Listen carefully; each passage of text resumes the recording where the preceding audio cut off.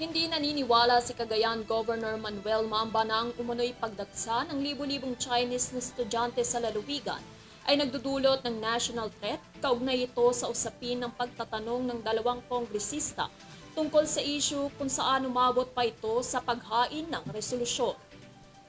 Tunghayan ang buong detalye ng balita sa aking report. Naniniwala si Cagayan Governor Manuel Mamba na ang pagdagsa umano ng mga libu-libong dayuhan sa lugar ay hindi nakakakitaan o nakikitaan ng kahit anumang banta sa seguridad para sa lalawigan. Subalit anya, hindi pa rin ito dapat manggaling sa kanya dahil mayroong mga nakatalagang security agencies para rito.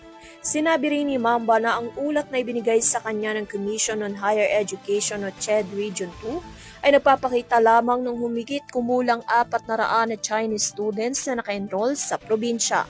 Ipinahayag rin ni Cagayan District Representative Joseph Jojo Lara ang kanyang pagkabahala sa nasabing nakatanggap siya ng mga ulat na humigit kumulang 4,600 na Chinese nationals ang naka-enroll sa isang universidad lamang. Siya at si Isabela 6th District Representative Faustino Inodi ay naghain na magkahiwalay ng mga resolusyon na nagbabanggit ng mga posibleng banta sa pambansang seguridad at ekonomiya.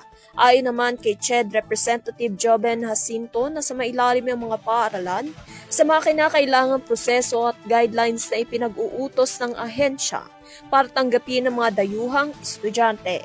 Ang legal na pagpasok ng mga estudyante ay kinumpirma rin ng Bureau of Immigration na nagsasabing dumarami ang bilang ng mga dayuhang estudyante sa bansa kung saan ito ay may mga endorsement mula sa kanilang mga paaralan at CHED.